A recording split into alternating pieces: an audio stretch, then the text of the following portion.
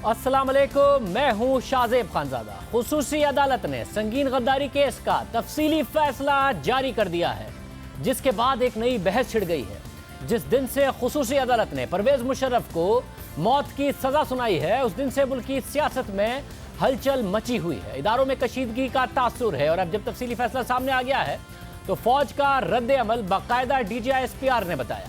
Army chief ने वज़ीर आज़म इमरान खान से बात भी की। साथ ही अब हुकूमत खुसूसी अदालत के सरबरा जस्टिस वकार सेठ के खिलाफ सुप्रीम जुडिशल काउंसिल में जाने का ऐलान कर चुकी है।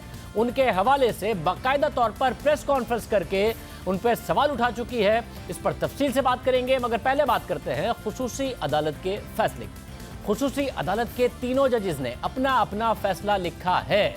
2 जजेस ने परवेज मुशर्रफ को सजाए मौत सुनाई है और एक जज ने परवेज मुशर्रफ को संगीन गद्दारी के इल्जाम से बरी किया है। खुसूसी अदालत के सरबराह जस्टिस वकार अहमद सेठ का फैसला 68 सफ़हात पर मुश्तमिल है और इस फैसले के एक नुक्ते पर सख्त एतराज उठ रहा है, और वो है नुक्ता नंबर 66, जिसमें जस्टिस वकार अहमद सेठ ने लिखा है कि हम कानून नाफिज करने वाली एजेंसीज को ये हिदायत देते हैं कि वो मफरूर मुजरिम को पकड़ने की हर मुमकिन कोशिश करे और कानून के मुताबिक सजा पर अमल दरामद कराए, और अगर वो मुर्दा हालत में मिलें तो उनकी मैयत को घसीट कर इस्लामाबाद के डी चौक पर लाया जाए और 3 दिन के लिए लटकाया जाए।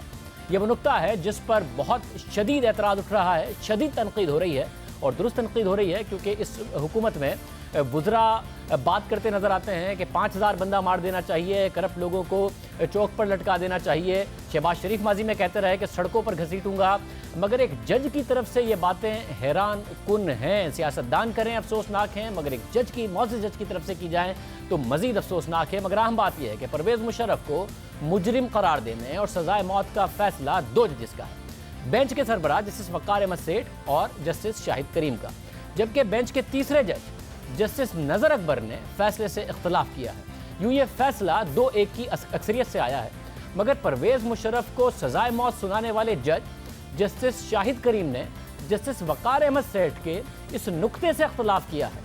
इसलिए यह सिर्फ जस्टिस वकार अहमद की राय है जो चौक पर लटकाने वाली बात है। फैसले पर बात करने से पहले परवेज़ मुशर्रफ पर आयद की गई चार्जशीट का जायजा लेते हैं। अदालत ने अपने फैसले में 18 फरवरी 2014 को परवेज़ मुशर्रफ पर फर्द जुर्म आयद की। ये लिखा है, अदालत के मुताबिक परवेज़ मुशर्रफ का पहला जुर्म था कि 3 नवंबर 2007 को परवेज़ मुशर्रफ ने आर्मी चीफ की हैसियत से इमरजेंसी के नफाज का गैर कानूनी और गैर आइनी हुक्म जारी किया, जो आइन मजरूह करने के मुतरादिफ है।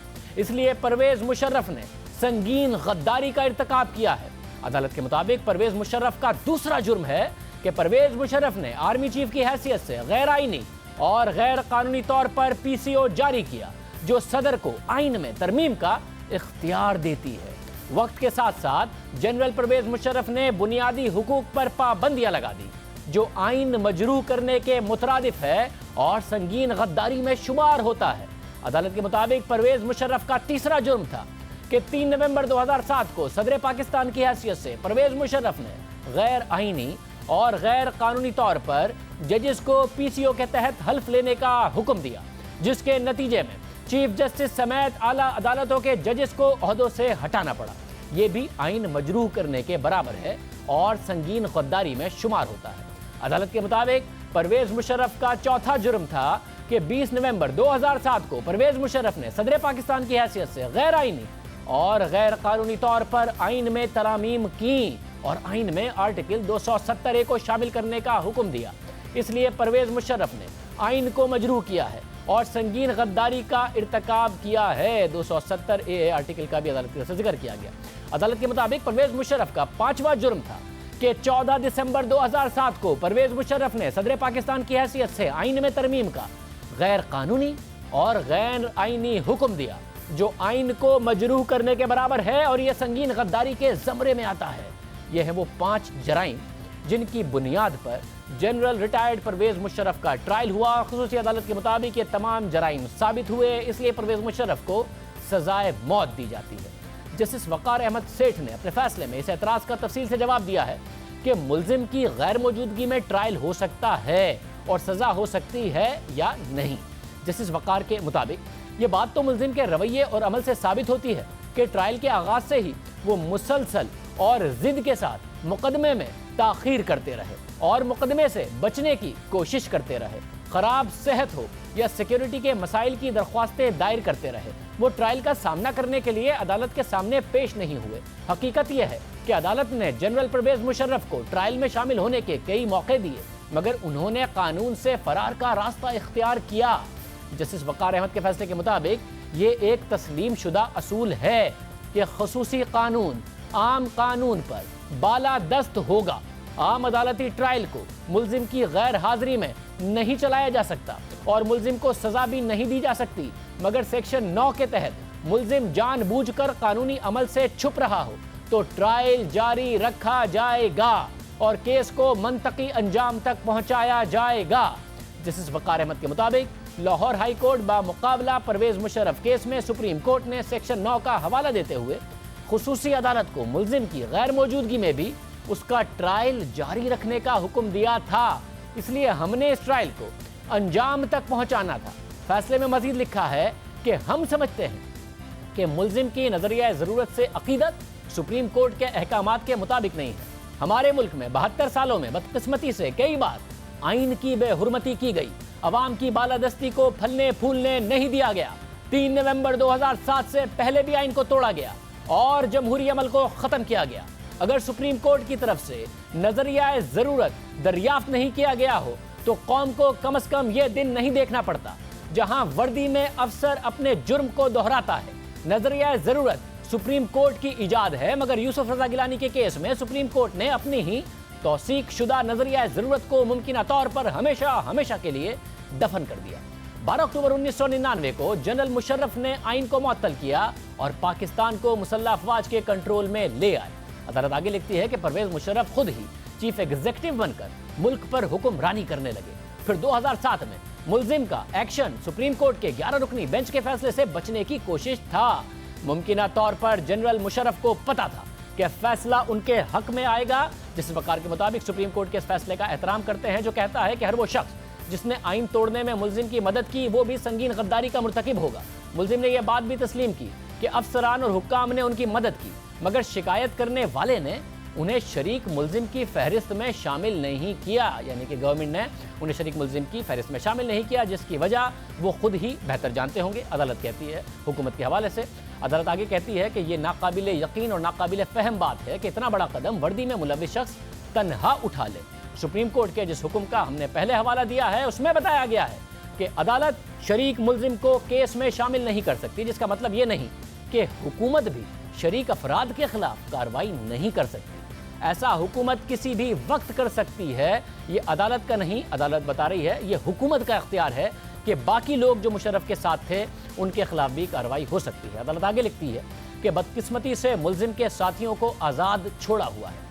जस्टिस वक़ार अहमद सेठ के मुताबिक आइन के आर्टिकल 6 में सब आर्टिकल 2A 2010 में 18वीं तरमीम के जरिए शामिल किया गया, जिसके मुताबिक संगीन गद्दारी के कदम की हाई कोर्ट और सुप्रीम कोर्ट समेत कोई भी अदालत तौसीक नहीं कर सकती। ये तरमीम मुल्जिम की तरफ से जुर्म के इर्तिकाब के बाद शामिल की गई, मगर ये वाज़ेह करती है कि संगीन गद्दारी नाकाबिल मुआफ़ी जुर्म है और आला अदालतें भी इसकी तौसीक नहीं कर सकती। और आइन का आर्टिकल 6 वो वाहिद शिक है जो हमला आवर से आइन को बचाता है। अदालत आगे लिखती है कि संगीन गद्दारी का ट्रायल उन लोगों के लिए आइन की ज़रूरत है जो किसी भी वजह से आइन को कमज़ोर करें या उसे कमज़ोर करने की कोशिश करें। जस्टिस वक़ार ने मज़ीद लिखा कि मुल्जिम की तरफ से अपील की गई कि एमरजेंसी का निफाज उनका अपना फैसला नहीं था, बल्कि वज़ीर आज़म, काबीना और दीगर हुक्काम भी इस फैसले में शामिल थे। तो इस हवाले से अदालत लिखती है कि इस हवाले से हम पूरे एतमाद हैं कि ये तमाम मामलात सुप्रीम कोर्ट पहले ही तय कर चुकी है और सुप्रीम कोर्ट के फैसले के खिलाफ मुल्जिम की नज़रसानी की दरख्वास्त मुस्तरद हो चुकी है। इसलिए हम ये समझते हैं कि इस जुर्म के लिए मुल्जिम तन्हा ही जिम्मेदार है। अदालत ने अपने फैसले में आगे लिखा कि यह बात वाज़ेह करना ज़रूरी है कि मुल्जिम ने जिन हालात का जिक्र किया उससे निमटने के लिए दीगर कानूनी रास्ते भी थे। आइन में जजिस के एहतसाब और उन्हें हटाने का तरीक़ाकार मौजूद है, मगर जनरल परवेज मुशर्रफ ने उस पर अमल नहीं किया, इसलिए उनका यह कदम मुकम्मल तौर पर गैर आईनी है। अदालत लिखती है कि हम समझते हैं संगीन गद्दारी के जुर्म की सज़ा की मिकदार जुर्म की शिद्दत को वाज़ेह करती है। मुल्जिम के खिलाफ प्रोसिक्यूशन ने नाकाबिल तरदीद और नाकाबिल एतराज़ शवाहिद पेश किए, जिसके बाद अदालत इस नतीजे पर पहुंची कि मुल्जिम कसूरवार है और उसे मिसाली सज़ा मिलनी चाहिए। जस्टिस वक़ार अहमद सेठ ने अपने फैसले में मज़ीद लिखा کہ ہم سمجھتے ہیں کہ سنگین غداری کے مقدمے میں عدالت نے ملزم کو فیئر ٹرائل کے حق سے زیادہ موقع فراہم کیا. جو فیئر ٹرائل کا الزام لگ رہا ہے، عدالت اس کا جواب دے رہی ہے کہ فیئر ٹرائل کے حق سے زیادہ موقع فراہم کیا گیا. کیس 6 سال پہلے 2013 میں شروع ہوا عدالت کے مطابق، اور 2019 میں ختم ہوتا دکھائی دے رہا ہے. ملزم کو اپنے دفاع کے لیے ہر طرح کا موقع دیا گیا، مگر عدالتی کارروائی کے دوران ملزم کا رویہ ان کے ملک کے قانونی اداروں کے ساتھ توہین آمیز سلوک کو ثابت کرتا ہے. کیس کے حقائق کو بہت اچھے طرح سے دستاویز شکل دی گئی تھی، اور یہ دستاویزات واضح طور پر ملزم کے قصوروار ہونے کی نشاندہی کر رہی تھی، جو ریاست کی طرف سے ملزم پر لگائے گئے الزامات کو ثابت کرتی ہے. اس لیے ہم اس نتیجے پر پہنچے ہیں کہ ملزم قصوروار ہے اور اسے ہر جرم میں پھانسی کی سزا دی جاتی ہے. اس کے بعد جسٹس وقار نے وہی نقطہ 66 لکھا جو ہم نے آپ کو پہلے ہی بتا دیا، اور اس کے بعد جسٹس وقار نے لکھا کہ یقیناً سزائے موت اور فیصلے کے اس حصے کو کی کہیں بھی تفصیلات بیان نہیں کی گئیں، لیکن کیونکہ یہ اپنی نوعیت کا پہلا کیس ہے اور ملزم کو مفرور مجرم قرار دے کر ان کی غیر موجودگی میں سزائے موت سنائی گئی ہے، لہٰذا سزا پر عمل درآمد ہونا چاہیے، اور ان کی موت کی صورت میں یہ سوال اٹھے گا کہ سزا پر عمل درآمد کیسے ہو. جس وقار احمد نے لکھا کہ یہ انصاف کے مفاد میں ہے کہ وہ تمام افراد جنہوں نے مجرم کے فرار میں اس کی مدد کی انہیں قانون کے دائرے میں لایا جائے. اگر انہوں نے کوئی جرم کیا تو اس کی تحقیقات ہوں اور قانون کے مطابق ان کے خلاف کارروائی کی جائے. اس کے بعد جسٹس وقار احمد سیٹھ نے لکھا کہ ہم 2-1 کی اکثریت سے درخواست منظور کرتے ہیں اور آئین کے آرٹیکل 6 کے تحت ملزم کو سنگین غداری کا قصوروار قرار دیتے ہیں اور موت تک پھانسی کی سزا دیتے ہیں. اب اہم بات یہ ہے کہ خصوصی عدالت کے رکن جسٹس شاہد کریم نے خصوصی عدالت کے سربراہ جسٹس وقار احمد سیٹھ کے پرویز مشرف کو سزائے موت دینے کے فیصلے کی تو حمایت کی ہے، مگر ان کے فیصلے میں لکھے گئے پیرا 66 سے اختلاف کیا ہے، جس میں خصوصی عدالت کے سربراہ جسٹس وقار احمد سیٹھ نے قانون نافذ کرنے والے اداروں کو حکم دیا ہے کہ وہ جنرل ریٹائرڈ پرویز مشرف کو گرفتار کرنے اور سزا پر عمل درآمد کرانے کی ہر ممکن کوشش کریں، اور اگر مجرم مردہ حالت میں ملے تو اس کی لاش گھسیٹ کر اسلام آباد کے ڈی چوک پر لا کر 3 دن تک لٹکائی جائے. اپنے فیصلے میں جسٹس شاہد کریم نے دنیا میں ہونے والی فوجی بغاوتوں اور غداری کے مقدموں میں دی گئی سزاؤں کے حوالے دیے ہیں. اس کے ساتھ ساتھ انہوں نے غداری کی سزاؤں سے متعلق آئین پاکستان کے علاوہ امریکہ، برطانیہ سمیت دیگر ممالک اور بلیک لا سمیت مختلف ڈکشنریز کے حوالے بھی دیے ہیں. جسٹس شاہد کریم نے اپنے فیصلے میں لکھا کہ میں نے خصوصی عدالت کے سربراہ کے فیصلے کا مسودہ پڑھا ہے اور میں سوائے پیراگراف 66 کے اس کے نتائج اور سزا سے اتفاق کرتا ہوں. جسٹس شاہد نے اپنے فیصلے میں لکھا کہ آرٹیکل 6 ایک آئینی جرم ہے اور یہ وہ واحد جرم ہے جس کی وضاحت آئین پاکستان میں دی گئی ہے. آرٹیکل 6 فوجی بغاوت کے ذریعے آئین سے انحراف کرنے کی راہ میں ایک دفاعی انتظام ہے. دنیا کے تقریباً ہر ملک کے آئین میں غداری کی سزائیں موجود ہیں. امریکی آئین میں غداری کو سیاسی جرم قرار دیا گیا ہے. اسی طرح برطانوی قوانین میں غداری اور اس سے منسلک جرائم کو ریاست اور اس کی سیکیورٹی کے خلاف جرم قرار دیا گیا ہے. برطانیہ میں 1998 سے پہلے تک غداری کی سزا موت تھی، جسے 1998 میں سزائے موت سے عمر قید میں بدل دیا گیا. جیسے شاہد کریم نے فیصلے میں جرمنی میں سنگین غداری کے قوانین کا حوالہ دیتے ہوئے لکھا کہ جرمنی کے آئینی احکامات کے خلاف کیے گئے اقدامات پر عمر قید یا پھر 10 سال قید کی سزا ہے. انہوں نے فیصلے میں دنیا میں فوجی بغاوتوں پر ہونے والی سزاؤں کا بھی حوالہ دیا ہے، اور اس حوالے سے جنوبی کوریا میں دسمبر 1979 میں ہونے والی فوجی بغاوت اور پھر بعد میں اس بغاوت کے مرتکب فوجی افسران کے خلاف 1996 میں آنے والے عدالتی فیصلے کا بھی ذکر کیا ہے. جسٹس شاہد کریم کے مطابق جنوبی کوریا کا تجربہ بہت منفرد ہے اور اسے کامیاب فوجی بغاوت کرنے والوں کے خلاف دنیا کا پہلا عدالتی فیصلہ کہا جاتا ہے، جس میں فوجی بغاوت کر کے اقتدار میں آنے والے 2 سابق صدور کو قید کی سزائیں سنائی گئیں. اسی طرح جسٹس شاہد کریم نے یونان میں فوجی بغاوت کے ذریعے 1967 سے 1974 تک برسر اقتدار رہنے والے فوجی حکمرانوں کے خلاف بھی مقدمے کا حوالہ دیا، جس میں عدالت نے فوجی بغاوت کے مرتکب 3 فوجی افسران کو سنگین غداری کا مرتکب قرار دیتے ہوئے عمر قید کی سزا سنائی، جس سے عوام کا اعتماد اداروں پر بحال ہوا.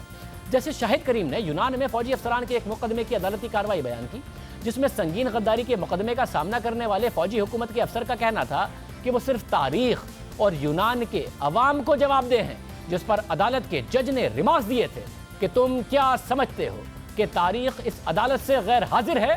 اپنے فیصلے میں جسٹس شاہد کریم نے باقاعدہ طور پر حوالہ دیا کہ جس میں غداری کی سزا کے ارتقائی عمل کی تاریخ بتائی گئی ہے۔ انہوں نے انسائکلوپیڈیا بریٹینیکا کا حوالہ دیا جس میں غداری کی سزا کا ارتقائی عمل بتایا گیا ہے، جس کے بعد جسٹس شاہد کریم لکھتے ہیں کہ غداری کے جرم سے متعلق بیانات صاف طور پر ظاہر کرتے ہیں کہ یہ کتنا قابل مذمت ہے، اور اس میں فرد جرم عائد کرنے کے قوانین اور سزا بھی عام کیسز کے مقابلے میں انتہائی سخت ہے، اور جو اس جرم کی دنیا میں داخل ہوگا اس کے مطابق اسے انتہائی سزا ملے گی۔ جیسے شاہد کریم نے فیصلے کے آخر میں لکھا کہ جیسا کہ میں اوپر کہہ چکا ہوں کہ مجھے بینچ کے سربراہ جسٹس وقار احمد سیٹھ کے پیرا 66 سے اختلاف ہے، اس کی قانون میں کوئی بنیاد نہیں ہے، یہ اس عدالت کے دائرہ اختیار سے تجاوز ہوگا۔ میرے خیال میں یہ کافی ہے کہ مجرم کو سزائے موت دی جائے۔ خصوصی عدالت کے تیسرے جج جسٹس نظر اکبر نے جسٹس وقار اور جسٹس شاہد کریم کے فیصلے سے اختلاف کیا ہے، اور اس کی وجوہات بھی انہوں نے تفصیل سے بتائی ہیں۔ ساتھ ہی انہوں نے پارلیمنٹیرینز کو کئی تاریخی غلطیوں پر قصوروار قرار دیا ہے۔ جسٹس نصر اکبر نے اپنے اختلافی فیصلے میں لکھا کہ آئین کے آرٹیکل 6 کے تحت جرم کے لیے جو لفظ ہے وہ سنگین غداری ہے، اس لیے بنا یہ جانے کہ سنگین غداری کیا ہوتی ہے یہ عدالت ایک جائز اور شفاف فیصلہ نہیں سنا سکتی۔ یہ بات تسلیم شدہ ہے کہ لفظ سنگین غداری کی تعریف نہ آئین میں موجود ہے، نہ ہی اس عدالت کی رہنمائی کے لیے کسی متعلقہ قانون میں یہ تعریف موجود ہے۔ اس وجہ سے وکیل صفائی، پروسیکیوشن اور میرے معزز بھائی ججز نے سنگین غداری کی تعریف سے متعلق آکسفورڈ ڈکشنری کا سہارا لیا ہے، اور آکسفورڈ ڈکشنری کے مطابق اپنے ملک سے غداری کا جرم، خاص طور پر قتل یا خود مختار حکومت کا تختہ الٹنے کا اقدام سنگین غداری ہے۔ جسٹس نظر اکبر نے اپنے اختلافی فیصلے میں مزید لکھا کہ ڈکشنری کے علاوہ سنگین غداری کی تعریف کو 1973 کے آئین پر جسٹس منیر کے تبصرے سے دیکھا جا سکتا ہے، جس میں انہوں نے کہا تھا کہ پاکستان کے آئین میں علیحدہ سے سنگین غداری کی تعریف موجود نہیں ہے، لیکن آرٹیکل 6 واضح طور پر یہ کہتا ہے کہ کوئی شخص آئین کو منسوخ یا اسے مجروح کرے یا ایسا کرنے کے لیے طاقت کا استعمال کرے یا کسی اور غیر آئینی طریقے سے اقدام اٹھائے تو وہ سنگین غداری کا مرتکب قرار پائے گا، اور وہ لوگ بھی اس کے مرتکب قرار پائیں گے جو اس اقدام میں مدد یا معاونت فراہم کریں گے۔ جسٹس نظر اکبر نے جسٹس منیر کے تبصرے کا حوالہ دینے کے بعد اپنے اختلافی فیصلے میں لکھا کہ پروسیکیوشن نے اس کیس میں آرٹیکل 6 کی اس تعریف پر انحصار کیا ہے جو آئین میں 18ویں ترمیم کے ذریعے 2010 میں شامل کی گئی تھی، جبکہ ملزم پر 2007 کے 5 واقعات پر فرد جرم عائد کر دی گئی ہے، جبکہ مبینہ طور پر جب ملزم پرویز مشرف کی طرف سے سنگین غداری کے جرم کا ارتکاب کیا گیا تھا یعنی 2007 کو، تو اس وقت آرٹیکل 6 کی تعریف مختلف تھی۔ پروسیکیوشن یہ دیکھنے میں ناکام رہی کہ جس وقت ملزم کی طرف سے جرم کا ارتکاب کیا گیا تھا اس میں آئین کی منسوخی اور اسے مجروح کرنے کے علاوہ کوئی بھی اقدام سنگین غداری میں نہیں آتا تھا، جبکہ آئین کی معطلی یا اسے عبوری طور پر ترک کرنے کے الفاظ جس کا سہارا پروسیکیوشن نے لیا وہ آرٹیکل 6 میں 18ویں ترمیم کے ذریعے شامل کیے گئے، اور یہ ترامیم 2010 میں کی گئی۔ اس سے پہلے یہ الفاظ آئین میں شامل نہیں تھے۔ آگے لکھتے ہیں کہ پروسیکیوشن نے آئین میں سنگین غداری کی نئی تعریف پر انحصار کرتے ہوئے یہ دلائل دی ہے کہ نومبر 2007 کو ملزم نے سنگین غداری کے جرم کا ارتکاب کیا۔ ساتھ ہی پروسیکیوشن نے یہ کہا کہ جو اقدام ملزم نے نومبر 2007 کو اٹھائے وہ بالکل ویسے ہی آئین کی خلاف ورزی کے اقدام تھے جو ملزم نے اکتوبر 1999 میں اٹھائے، لیکن پروسیکیوشن نے یہ نہیں بتایا کہ اکتوبر 1999 میں ایسے کیا اقدامات ملزم نے کیے جس سے 2007 کے اقدامات کا تقابلی جائزہ لیا جا سکتا ہے۔ میری عاجزانہ رائے میں 1999 کی ایمرجنسی اور پی سی او اور 2007 کی ایمرجنسی اور پی سی او کا موازنہ کیے بغیر پروسیکیوشن کی یہ دلیل درست نہیں مانی جا سکتی۔ حقائق کو دیکھتے ہوئے ہمارے پاس سنگین غداری کے 2 ورژن موجود ہیں، ایک ورژن وہ ہے جو نومبر 2007 تک لاگو تھا اور دوسرا ورژن وہ ہے جو 2010 میں سامنے آیا۔ جسٹس نظر اکبر نے لکھا کہ میری ذاتی رائے میں پارلیمنٹ نے 18ویں ترمیم کے تحت آرٹیکل 6 میں جو تبدیلیاں کی اور ان تبدیلیوں کو ماضی کے کیسز پر اثر انداز ہونے کی حیثیت اس لیے نہیں دی کیونکہ دسمبر 2003 میں پارلیمنٹ خود 17ویں ترمیم کے ذریعے آئین کو معطل کرنے کے جرم میں ملوث تھی۔ آرٹیکل 6 میں تبدیلیوں کو ماضی کے واقعات پر اثر انداز نہ ہونے کی جو حیثیت دی گئی اس کی دوسری وجہ یہ ہو سکتی ہے 2007 کی ایمرجنسی پارلیمنٹ میں سیاسی جماعتوں کے حقوق پر اثر انداز نہیں ہوئی، اس لیے بات کہی جا سکتی ہے کہ پارلیمنٹ نے پہلے چپ رہ کر اور بعد میں آرٹیکل 6 میں تبدیلی کر کے عدلیہ کو دھوکہ دیا ہے جو اس ایمرجنسی کا پہلا نشانہ تھی۔ 2007 کی ایمرجنسی کے بعد قومی اسمبلی سے لے کر کسی بھی صوبائی اسمبلی تک میں نہ اپوزیشن کی طرف سے اور نہ ہی حکومت کی طرف سے ایک بھی احتجاج نہیں کیا گیا. پارلیمنٹ کے کسی بھی رکن نے پارلیمان میں آواز نہیں اٹھائی، جبکہ حقیقت میں قومی اسمبلی نے ایک قرارداد کے تحت اس ایمرجنسی کی توثیق کی تھی. یہ بات قابل غور ہے کہ بہت سے پارلیمنٹیرینز جو وکیل ہیں اور جنہوں نے وکلا تحریک میں حصہ لیا، ان میں کوئی ہمت نہیں تھی کہ پارلیمنٹ میں کوئی تحریک پیش کر سکتے. پارلیمنٹ نے 1999 کی ایمرجنسی کی حمایت میں 17ویں ترمیم متعارف کی اور بدنام نظریہ ضرورت کو لاگو کیا گیا صرف ملزم کو فائدہ پہنچانے کے لیے. اور 18ویں ترمیم کے ذریعے پارلیمنٹ نے نہ صرف اپنی 2007 کی قرارداد کی توثیق کی بلکہ اپنا یہ فیصلہ بھی سنایا کہ پرویز مشرف کے اقدامات سنگین غداری کے زمرے میں نہیں آتے، کیونکہ یہ اقدامات آرٹیکل 6 کی ماضی کی تاریخ میں شامل نہیں تھے. ماضی میں پارلیمنٹیرینز نے آرٹیکل 63(1)D کو معطل کیا، یہ جانتے ہوئے بھی کہ یہ آئین کے بنیادی ڈھانچے کو تبدیل کر دے گا اور سب کچھ صرف اپنے ذاتی فائدے اور پارلیمنٹ میں اپنی نشستوں کے لیے کیا گیا. 18ویں ترمیم کو پاس کرتے ہوئے بیشتر پارلیمنٹیرینز وہی تھے جو 17ویں ترمیم کو پاس کرتے وقت پارلیمنٹ میں موجود تھے جب LFO کے تحت آئین کو معطل اور مجروح کیا گیا تھا. پارلیمنٹ کو 18ویں ترمیم کے تحت ان پارلیمنٹیرینز کو تحفظ فراہم کرنا تھا جنہوں نے 2003 میں آرٹیکل 63(1)D کے اطلاق کو روکا. جسٹس نظر اکبر نے اپنے فیصلے میں مزید لکھا کہ اگر پارلیمان کی یہ نیت ہوتی کہ آرٹیکل 6 میں جو تبدیلیاں کی گئی اس کا اثر ماضی کے واقعات پر ہو تو یہ عوامی نمائندے اسے واضح طور پر لکھنے سے نہ کتراتے. اس لیے میری عاجزانہ رائے میں پارلیمنٹ نے جو سنگین غداری کی دوبارہ تعریف کی ہے اس میں دراصل پرویز مشرف کے 2007 کے اقدامات کی توثیق کی ہے.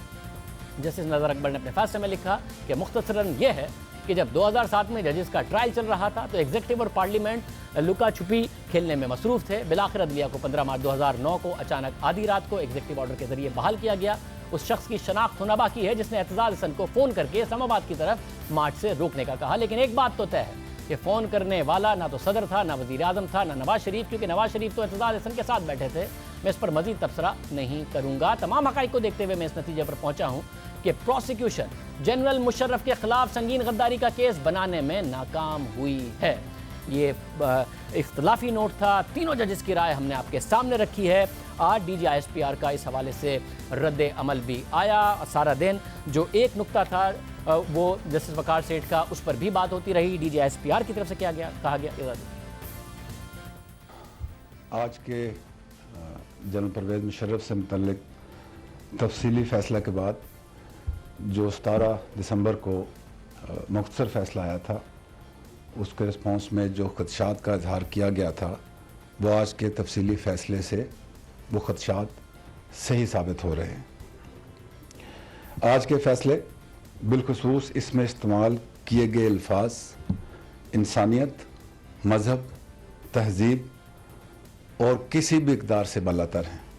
ملکی سلامتی کا ایک اہم ادارہ ہوتے ہوئے ہمیں اس کمپلیٹ پکچر کی ویزیبلٹی ہے کہ کس طریقے سے پاکستان کو داخلی طور پر کمزور کرنے کی کوششیں ہوتی رہیں اور ابھی بھی ہو رہی ہیں، اور اس کا فائدہ اٹھاتے ہوئے جو بیرونی خطرات ہیں وہ کیسے امپلیمنٹ ہو سکتے ہیں.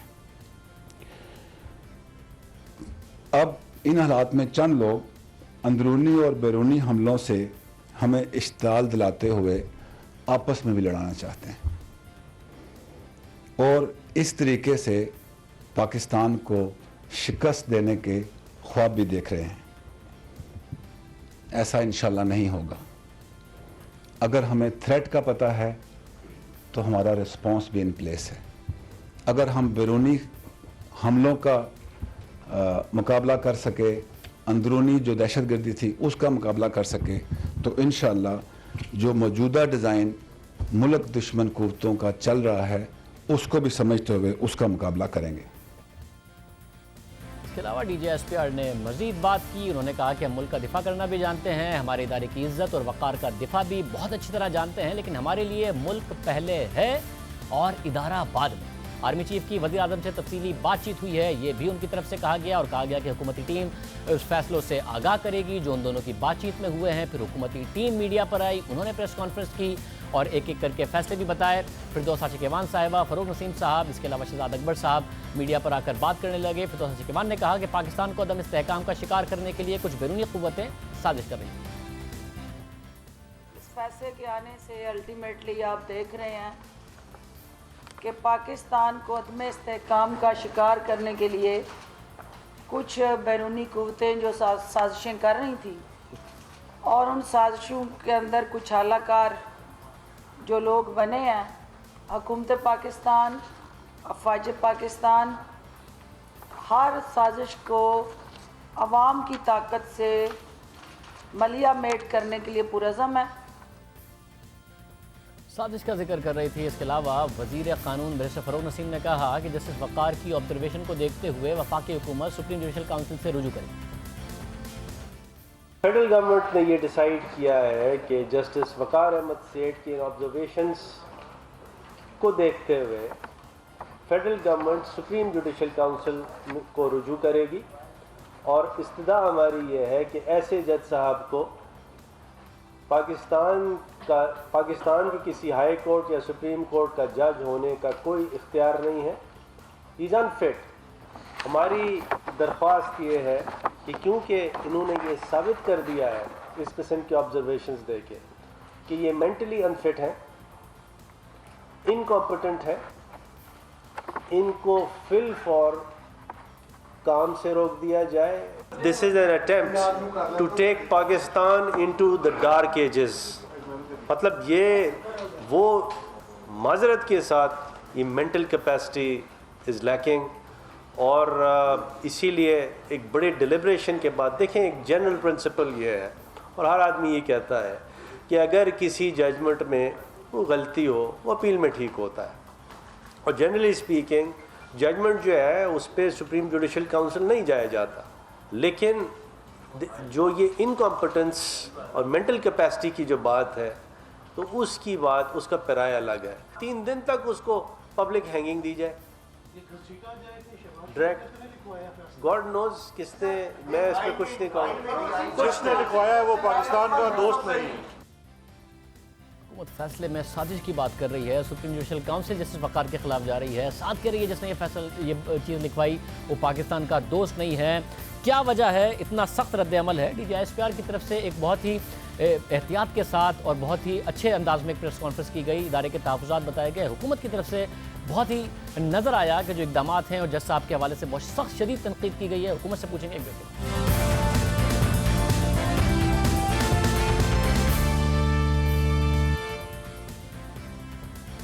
अटॉर्नी जनरल ऑफ पाकिस्तान अमर मंसूर खान साहब मौजूद हैं। अमर मंसूर खान साहब बहुत शुक्रिया हमें शो में ज्वाइन करने के लिए।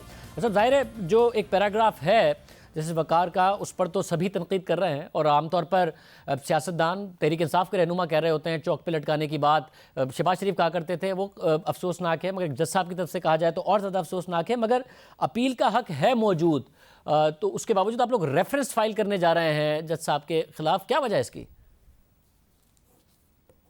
देखिए बात यह है कि एक 2 चीज़ें हैं। एक है मिसकॉन्डक्ट और एक है मेंटल स्टेट। ये 2 चीज़ें हैं जो कि बहुत वाज़े तौर पर रेफरेंस की तरफ खींच के ले जाती हैं। मिसकॉन्डक्ट के ज़ुमरे में वो आ जाता है कि जहाँ पे कैपेसिटी या कैपेबिलिटी उसकी नज़र आ रही हो जज की कि वो इस काबिल नहीं है कि वो जज कंटिन्यू किया जाए। एक शख्स जो इतने एग्रेसिव हो, इतना विंडिक्टिव हो और इस किस्म की लैंग्वेज लिखता हो तो आप समझते हैं कि उसको औरों की जिंदगी से खेलने का मौका देना चाहिए। ये बड़ा एक इम्पोर्टेंट सवाल है जो कि शायद जुडिशल कमीशन ही आंसर कर सकेगी। मगर हमारे नज़र में ये है कि ये मामले को जुडिशल कमीशन में ले जाना ज़रूर चाहिए। दूसरा ये कि इस किस्म के जो फैसले होते हैं उसमें एक मेंटल स्टेट भी नज़र आ रही होती है कि क्या वो इस कोई ऐसा साइकोलॉजिकल इशू तो नहीं है जज साहब के साथ कि जहां पर के वो इस किस्म के फैसले दे रहा है। तो ये सब चीज़ें देखने के लिए बजाय इसके कि एग्जीक्यूटिव ये काम करे, एग्जीक्यूटिव सिर्फ इसको इन्वेस्टिगेशन के लिए, इंक्वायरी के लिए रेफर कर देती है सुप्रीम जुडिशल काउंसिल के अंदर, जिनके पास ये इख्तियार है कि वो इसको लें या ना लें या उनको रिमूव करें या ना करें। इसमें एग्जीक्यूटिव का कोई काम नहीं है। اور سب کیونکہ تحریک انصاف کی حکومت کے 15-16 مہینے میں اب یہ دوسری دفعہ ہو رہا ہے، اس لیے میں پوچھنا چاہوں گا، اپوزیشن بھی بہت زیادہ ججمنٹس پر اعتراض کرتی ہے، وہ کہتے ہیں جی ہمارے بارے میں گاڈ فادر لکھ دیا، نہیں لکھنا چاہیے تھا، مگر وزیر اعظم نے پوری الیکشن کیمپین کا اس کا حصہ بنایا، سیزیلین مافیا کیوں کہہ دیا، وہ کہتا ہے جی جج کا بائس شو کرتا ہے، اس قسم کی باتیں نہیں کرنی چاہیے، مگر وزیر اعظم نے اس کو اپنی پوری کیمپین کا حصہ بنایا۔ ثاقب نثار پر تنقید ہوتی تھی کہ کس قسم کے فیصلے دیتے ہیں، کبھی عدالت میں ڈیم فنڈ بنانے کی بات کر دیتے ہیں، کبھی جا کے لوور کورٹس میں موبائل پھینک دیتے ہیں، مگر اس وقت بھی آپ لوگ بڑی تعریف ان کی کیا کرتے تھے، مگر آپ نے حکومت میں ذہنی توازن 2 ججز پر اعتراض اٹھا دیا ہے، تو آپ لوگوں کا کرائیٹیریا کیا ہے؟ یہ دوسرے ججز جن کے آپ اس ذہنی حالت اور یہ سارے کے سارے باتیں کر رہے ہیں، کس کرائیٹیریا کے تحت آپ سوال اٹھاتے ہیں؟ جو آپ نے قاضی صاحب کی بات کی ہے اس میں کہیں پر یہ نہیں کہا ہے کہ ان کا ذہنی توازن ٹھیک نہیں ہے، یہ بالکل غلط اس کا پیرائے میں بات ہو رہی ہے۔ اس میں صرف اتنا کہا ہے کہ منی ٹریل کہاں ہے، آپ ہمیں منی ٹریل دے دیں، اگر وہ منی ٹریل اویلیبل ہے جس سے کہ وہ گھر خریدے گئے تھے تو بات ختم ہو جاتی ہے، اس سے آگے کوئی بات نہیں۔ جہاں تک یہ پہلی دفعہ ایسا ہوا ہے کہ جہاں پر یہ ایشو ریز ہوا ہے کہ کیا ذہنی توازن اس طرح کا ہے کہ جہاں پر کہ ایک شخص جو ہے اس قسم کے جملے لکھے اور اس طرح سے کیسز کو چلائے، وہ ہے ذہنی توازن کی بات، اور اس میں کوئی اتنا بڑا وہ نہیں ہے۔ مگر گورنمنٹ کیا کر رہی ہے، ایگزیکٹو کا کام کیا ہے، وہ تو صرف ریفر کر رہی ہے کہ ہمارے حساب سے یہ بنتا ہے، کورٹ یہ یا سپریم جوڈیشل کاؤنسل جو ہے وہ یہ دیکھے کیا یہ ہوتا ہے یا نہیں ہوتا ہے۔ اگر وہ یہ ہولڈ کر لیتی ہے کہ نہیں ہے تو پھر بات ختم ہو جاتی ہے وہاں پر۔ مگر اپیل کا حق ہے نا، اور فائز عیسیٰ صاحب کے حوالے سے آپ نے کہا، فائز عیسیٰ صاحب نے یہ بات کی ہے کہ حکومت اور اٹارنی جنرل کے مطابق میری ذہنی حالت درست نہیں ہے، میں فوبیاز کا شکار ہوں، فریبی ہوں، خود کو نجات دہندہ سمجھتا ہوں۔ یہ باتیں انہوں نے کہی اپنے ریٹن رپلائی میں جو انہوں نے عدالت میں جمع کرایا، کہ آپ لوگوں نے ان کے بارے میں یہ باتیں کی ہیں؟ میں آپ کے سامنے بیٹھا ہوں اور میں یہ کہہ رہا ہوں اس قسم کی کوئی بات نہیں کہی۔ چلے آپ کہہ رہے ہیں، مگر ساتھ میں یہ بتا دیں کہ آج حکومت کا جو ریسپانس ہے وہ پاک فوج کے ترجمان کے ریسپانس سے بہت زیادہ اگریسو ہے۔ انہوں نے بڑا D G I S P R نے محتاط ان کا رویہ نظر آیا کہ نہیں چاہ رہے کہ یہاں سے ادارے مزید تصادم کی طرف جائیں۔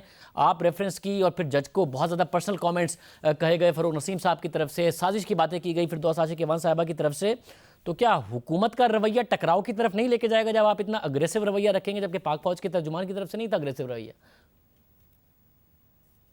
نہیں، بالکل اٹیکنگ ایک ایشو ہے جو ایشو کو ٹیک اپ کر رہے ہیں، اور وہ ایشو ہم سامنے رکھ دیں گے سپریم جوڈیشل کاؤنسل کے۔ تو ایک ایشو کو رکھنا سامنے وہ کوئی اتنا بڑا مسئلہ نہیں ہے۔ اس کی وجہ یہ ہے کہ جب ایک ایشو ریز ہو رہا ہے اور یہ بات سامنے آ رہی ہے تو بہتر یہ نہیں ہوتا کہ اس کا ڈیسیشن ہی کروا لیا جائے، اور کون کرے گا ڈیسیشن؟ ان کے اپنے لوگ کریں گے، مطلب ججز خود ڈیسائیڈ کریں گے۔ تو یہ کوئی گورنمنٹ ڈیسائیڈ نہیں کر رہی ہے، گورنمنٹ تو ان کے ہاتھ میں ڈال رہی ہے کہ آپ جائیے، آپ ڈیسائیڈ کر لیں، اگر آپ سمجھتے ہیں کہ یہ غلط ہے تو ٹھیک ہے۔ سر مگر آپ، میں پھر کہہ رہا ہوں، اپیل کرنا سپریم جوڈیشل کاؤنسل جانا الگ بات ہے، مگر ایک سٹنگ جج کا باقاعدہ طور پر پریس کانفرنس میں ان کے حوالے سے، ان کے ذہنی توازن کے حوالے سے بات کرنا، انکمپیٹنٹ کہنا، سازش کا اشارہ کرنا، اور جب نون لیگ بہت زیادہ تنقید کر رہی تھی تو باقاعدہ طور پر اس وقت پاک فوج کی طرف سے بھی کہا گیا تھا کہ اداروں کے حوالے سے ایسی بات نہیں کرنی چاہیے۔ اب آج پاک فوج کے ترجمان نے نہیں کی ہے، آپ لوگ کر رہے ہیں۔ دیکھیے، کوئی ایسی بات نہیں کر رہا ہے۔ جب ایک ججمنٹ آ جاتا ہے تو وہ پبلک ڈومین میں آ جاتا ہے۔ ججمنٹ پہ کرٹیسائز کرنا یا ججز کو، جو ججز لکھ رہے ہیں اس ججمنٹ کو، ان کے بارے میں یہ کہنا کہ ہم یہ سمجھتے ہیں کہ وہ انہوں نے جو ہے وائلیٹ کیا ہے قانون، ہمارا یہ حق ہے کہ ہم یہ کہیں کہ کسی نے وائلیٹ کیا ہے قانون، ہمارا یہ حق ہے کہ ہم یہ کہیں کہ 209 میں ہم ان کو لے کے جانا چاہتے ہیں۔ یہ وہ ہے جو کہ ایگزیکٹو کے پاس ایک اتھارٹی ہے۔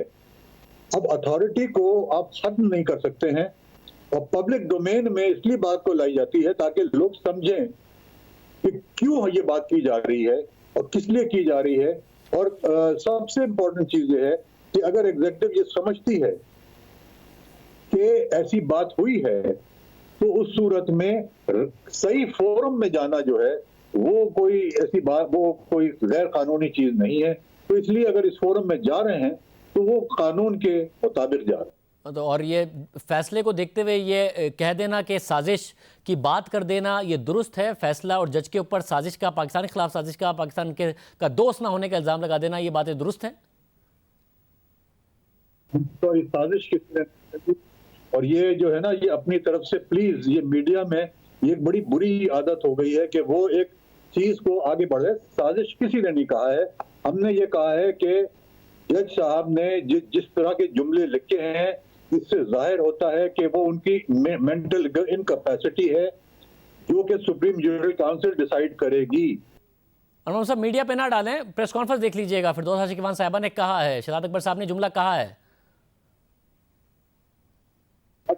یہ سازش کا ہے مجھے نہیں پتا، مگر میں نے اور فروغ نذیر صاحب نے، شہزاد اکبر صاحب نے، ان تینوں نے جو لیگل ایشوز ڈیل کیے ہیں انہوں نے کسی نے نہیں کہا ہے. فیڈرل گورنمنٹ نے جو اپنا سٹیٹمنٹ دیا ہے وہ فیڈرل منسٹر جو ہے لا کے ان کے تھرو دیا ہے، انہوں نے سازش کی بات نہیں کی ہے. اور چونکہ سازش کی بات نہیں کی ہے تو میں بھی یہ کہوں گا کہ سازش کا کوئی عنصر اس میں نہیں ہے.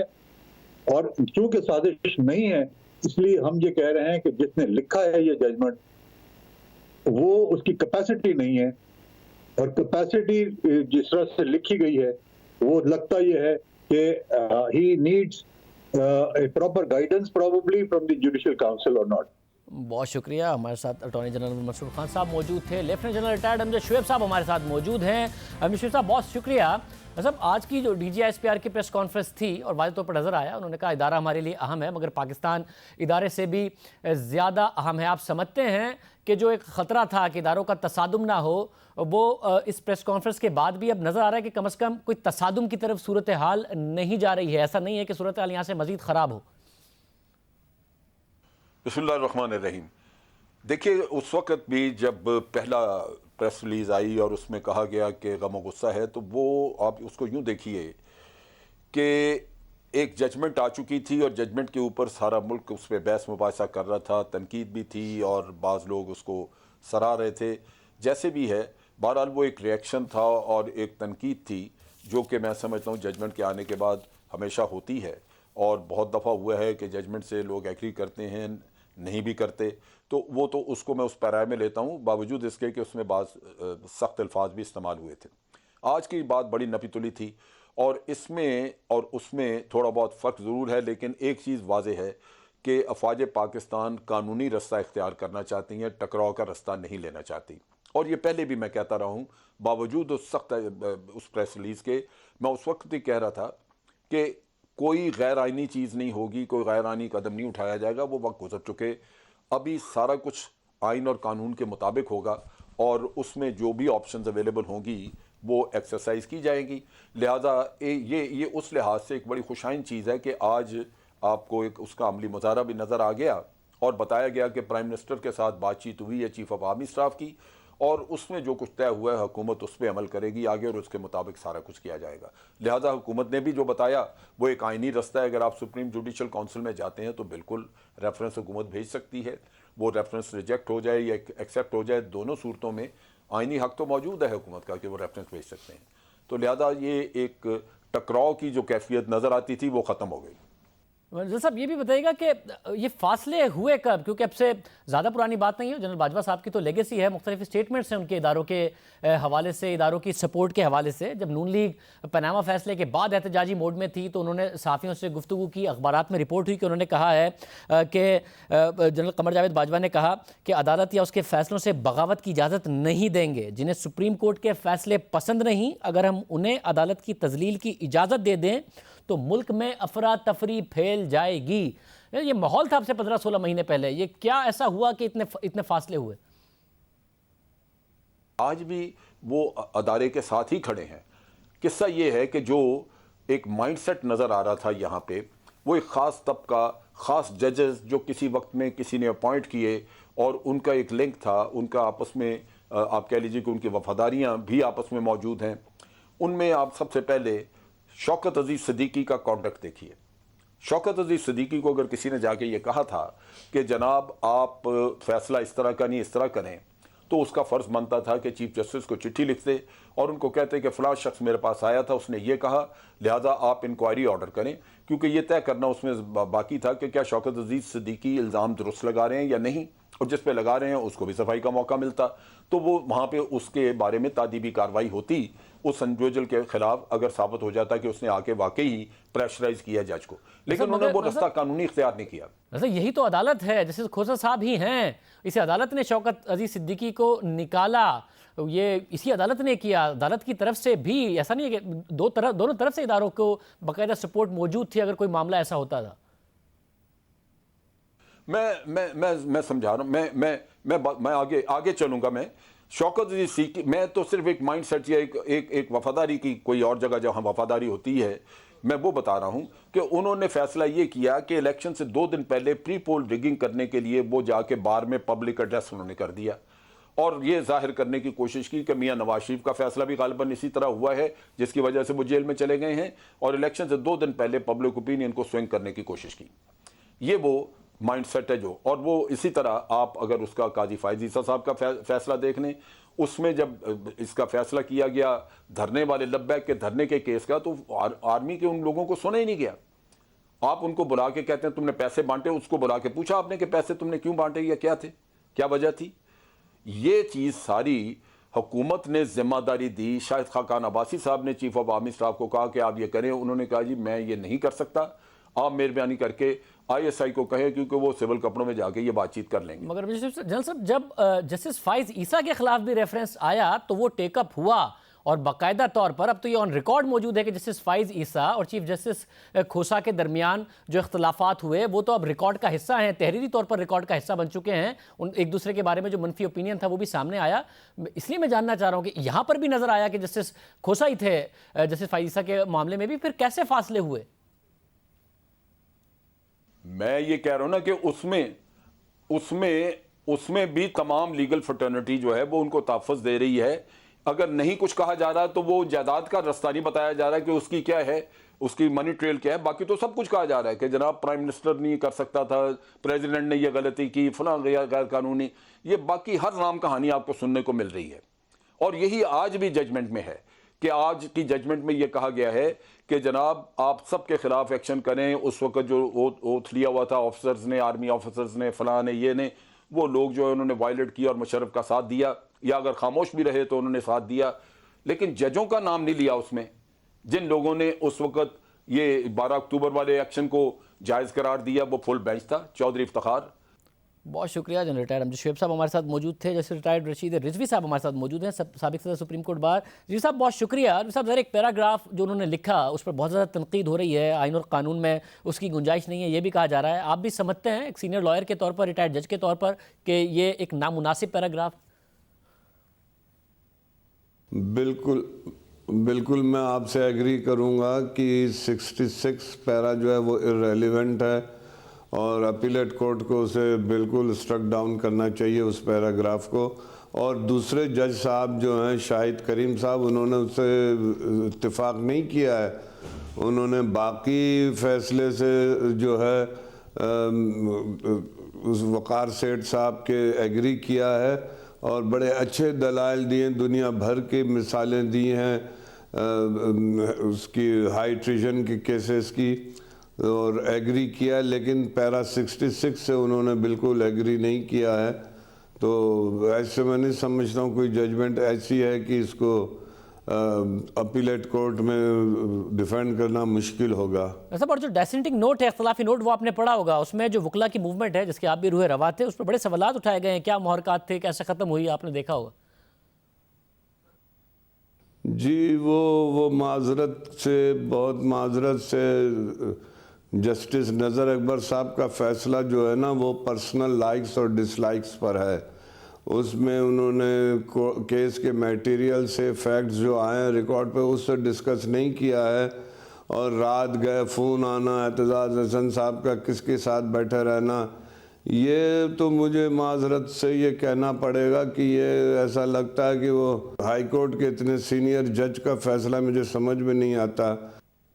बहुत शुक्रिया। रशीद रिजवी साहब हमारे साथ मौजूद थे। आज के प्रोग्राम में इतना ही, आपसे कल के प्रोग्राम में मुलाकात होगी।